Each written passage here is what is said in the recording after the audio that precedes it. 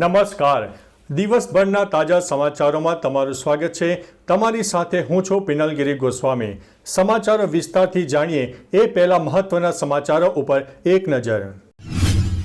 નમસ્કાર મિત્રો. આજે તારીખ 12મી માર્ચ 2025 મહત્વની હેડલાઇન્સ ઉપર નજર નાખીએ તો ટ્રમ્પના ટેરિફ વોરની અસર યુએસ માર્કેટ ઉપર પડી છે. 4% થયો છે ઘટાડો. ત્યારે વાત થશે મહાનગરપાલિકાનો હિટ એક્શન પ્લાન હવે તૈયાર થઈ ચૂક્યો છે. ત્યારે વાત થશે મોરેશિયસમાં પીએમ મોદીનું ભવ્ય સ્વાગત કરવામાં આવ્યું હતું. આગળ વાત થશે અંબાજીમાં 13 માર્ચે હોલિકા દહનનું આયોજન કરવામાં આવ્યું છે. ત્યારે વાત થશે વડોદરાના બાયલીમાં અસાંધધારો લાગુ કરવા મુખ્યમંત્રીની રજૂઆત કરવામાં આવી છે. આગળ વાત થશે 45.5 ડિગ્રી સાથે દાહોદ સૌથી ગરમ જોવા મળ્યું છે. આગળ વાત થશે સગીરા સાથે દુષ્કર્મ ગુજારનાર નરાધમને આજીવન કેદની સજા ફટકારવામાં આવી છે. ત્યારે વાત થશે રાહુલ ગાંધીએ પાર્ટીની ખામીઓની કબૂલાત કરી છે. આગળ વાત થશે ફરી એકવાર ગૃહિણીઓનું બજેટ ખોરવાયું છે. ત્યારે વાત થશે ગુજરાતમાં ગઈકાલે આવ્યો હતો ભૂકંપ. ત્યારે વાત થશે આમ આદમી પાર્ટીનું એક મોટું એલાન સામે આવ્યું છે. આગળ વાત થશે આ રાજ્યમાં ભર ઉનાળે વરસાદ પડવાની આગાહી વ્યક્ત કરવામાં આવી છે. ત્યારે વાત થશે મોરેશિયસમાં ભારતીય સંસ્કૃતિની એક મોટી ઝલક પણ જોવા મળી હતી. હવે મિત્રો સમાચારો વિસ્તારથી. પીએમ મોદી મોરેશિયસના પ્રવાસે છે. આ દરમિયાન મોરેશિયસમાં ભારતની સમૃદ્ધ સંસ્કૃતિની ઝલક જોવા મળી. પીએમ મોદી આવ્યા ત્યારે ભારતીય સમુદાયની મહિલાઓએ બિહારનું ભોજપુરી ગીત ગાયું હતું. સાથે પ્રધાનમંત્રીનું સ્વાગત અને સન્માન પણ કર્યું. આનો વિડીયો સામે આવ્યો છે, જે વિડીયો અત્યારે વાયરલ થઈ રહ્યો છે. મિત્રો, અન્ય મહત્વના સમાચારની વાત કરીએ તો આ રાજ્યમાં ભર ઉનાળે વરસાદ પડશે. આવતીકાલે તામિલનાડુમાં વરસાદ થઈ શકે છે. એટલે કે 12 માર્ચે કેરળ અને લક્ષદ્વીપના કેટલાક સ્થળોએ ભારે વરસાદ અને હળવોથી મધ્યમ વરસાદ પણ થઈ શકે છે.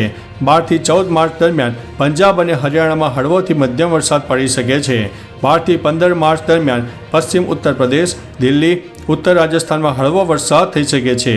13 અને 14 માર્ચે ઉત્તર મધ્યપ્રદેશમાં હળવો વરસાદ પણ થઈ શકે છે. મિત્રો, અન્ય મહત્વના સમાચારની વાત કરીએ તો આમ આદમી પાર્ટીનું મોટું એલાન. આપનું મોટું નિવેદન સામે આવ્યું છે.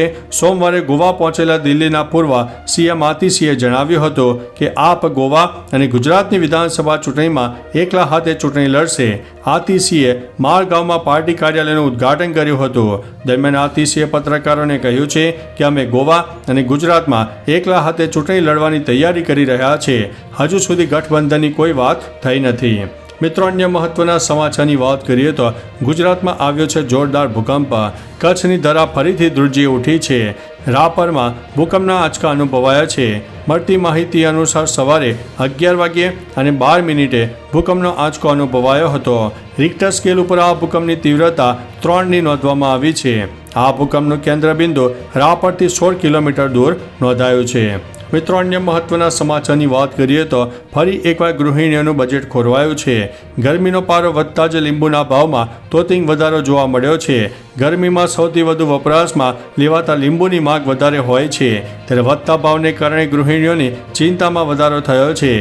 એક સપ્તાહ પહેલાં લીંબુના ભાવ 100 રૂપિયા પ્રતિ કિલો હતા, જ્યારે આ સપ્તાહની શરૂઆત સાથે જ સીધા 60 રૂપિયા વધી જતા કિલોના ભાવ 160 રૂપિયા પહોંચ્યા છે.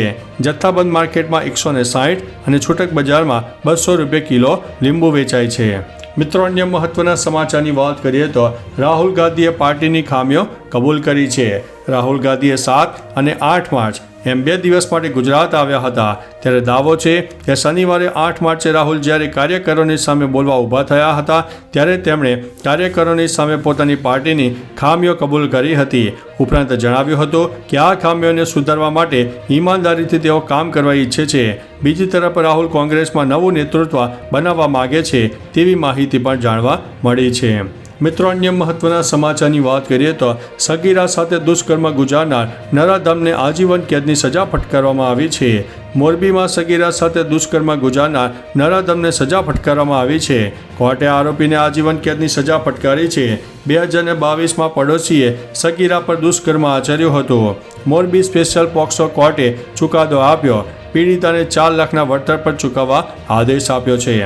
મિત્રો, અન્ય મહત્વના સમાચારની વાત કરીએ તો 45.5 ડિગ્રી સાથે દાહોદ સૌથી ગરમ જોવા મળ્યું છે. સમગ્ર રાજ્યમાં 45.5 ડિગ્રી સાથે દાહોદમાં સૌથી વધુ ગરમી નોંધાઈ છે. 42 ડિગ્રી સાથે ભુજમાં બીજા નંબરે જોવા મળ્યું છે. તેમજ આગામી 3 દિવસ દરમિયાન રાજ્યના વિવિધ વિસ્તારોમાં હીટવેવનું જોર યથાવત રહેવાની શક્યતા છે. હવામાન વિભાગના આંકડાઓ મુજબ હીટવેવની અસરથી રાજ્યના મોટાભાગના વિસ્તારોમાં ગરમીનું મોજું ફરી વળ્યું છે, પરંતુ તેમાં ખાસ કરીને કચ્છ અને સૌરાષ્ટ્રના વિસ્તારમાં હીટવેવની સૌથી વધુ અસર જોવા મળી છે. મિત્રો, અન્ય મહત્વના સમાચારની વાત કરીએ તો વડોદરાના બાયલીમાં અસાનધારો લાગુ કરવા મુખ્યમંત્રીને રજૂઆત. વડોદરાના બાયલી વિસ્તારમાં અસાનધારો લાગુ કરવા ધારાસભ્ય શૈલેષ મહેતાએ મુખ્યમંત્રીને પત્ર લખ્યો. આ પત્રમાં ધારાસભ્યએ રજૂઆત કરી છે કે બાયલી વિસ્તારનો ડભોઈ વિધાનસભામાં સમાવેશ થયો છે. આ વિસ્તારમાં છેલ્લા કેટલાક સમયથી લઘુમતી સમુદાયની વસ્તીમાં વધારો થઈ રહ્યો છે. લઘુમતી વસ્તીમાં વધારો થતાં અન્ય ધર્મના સ્થાનિકો સ્થળાંતર કરી રહ્યા છે. મિત્રો, અન્ય મહત્વના સમાચારની વાત કરીએ તો અંબાજીમાં 13 માર્ચે હોલિકા દહનનું આયોજન. બનાસકાંઠા જિલ્લાના અંબાજી ખાતે હોલિકા દહન 13 માર્ચે કરવામાં આવશે. ફાગણ સુદ પૂનમ 14 માર્ચે છે. હોલિકા દહન 13 માર્ચે છે. આ કારણે કે પૂનમ 2 ભાગમાં વહેંચાય છે. પૂનમ 13 માર્ચે બપોરે શરૂ થઈને 14 માર્ચે બપોરે પૂર્ણ થશે. હોલિકા દહન હંમેશા સાંજે કરવામાં આવે છે, તેથી આ વર્ષે 13 માર્ચે તેનું દહન થશે. હોલિકા દહન બાદ અંબાજી મંદિરમાં ભવ્ય સાંજની આરતીનું આયોજન છે. મિત્રો, અન્ય મહત્વના સમાચારની વાત કરીએ તો મોરેશિયસમાં પીએમ મોદીનું ભવ્ય સ્વાગત. મોરેશિયસના રાષ્ટ્રીય દિવસ પર હાજરી આપવા પહોંચેલા પીએમ મોદીનું ભવ્ય સ્વાગત કરવામાં આવ્યું છે. પીએમ મોદીનું સ્વાગત કરવા માટે મોરેશિયસના વડાપ્રધાન નવીન રામ ગુલામ સહિત અનેક મોટી હસ્તીઓ એરપોર્ટ ઉપર પહોંચી ગઈ હતી. આ દરમિયાન પીએમ મોદીને ગાર્ડ ઓફ ઓનર પણ આપવામાં આવ્યું હતું. પીએમ મોદીનું સ્વાગત કરવા માટે સાંસદો, ધારાસભ્યો, રાજદ્વારીઓ અને ધાર્મિક નેતાઓ સહિત લગભગ 200 લોકો હાજર હતા. મિત્રો, અન્ય મહત્વના સમાચારની વાત કરીએ તો મહાનગરપાલિકાનો હીટ એક્શન પ્લાન તૈયાર છે.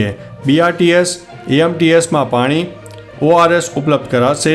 ડ્રાઈવર કંડક્ટર પાસે પણ ઓઆરએસ ઉપલબ્ધ હશે. મોટા ડેપો પર ગ્રીડનેટ, કુલર, પંખાની સુવિધા ઉપલબ્ધ હશે. શાળાઓમાં વિશેષ રીતે પાણી પીવા માટે 1.5 કલાકે બેલ વાગશે. રેડ એલર્ટ દરમિયાન શાળાના સમય બદલાશે. 50 પાણીની પરબ તમામ ઝોનમાં તૈયાર કરાશે. બગીચા સવારના 6 થી રાત્રે 11 સુધી ખુલ્લા રહેશે. 4 રસ્તા પર ગ્રીન નેટ બંધાશે. 11 થી 5 દરમિયાન ટ્રાફિક સિગ્નલ બંધ રહેશે. મિત્રો, અન્ય મહત્વના સમાચારની વાત કરીએ તો ટ્રમ્પના ટેરિફ વોરની અસર યુએસ માર્કેટ ઉપર જોવા મળી છે. 4% ઘટાડો થયો છે.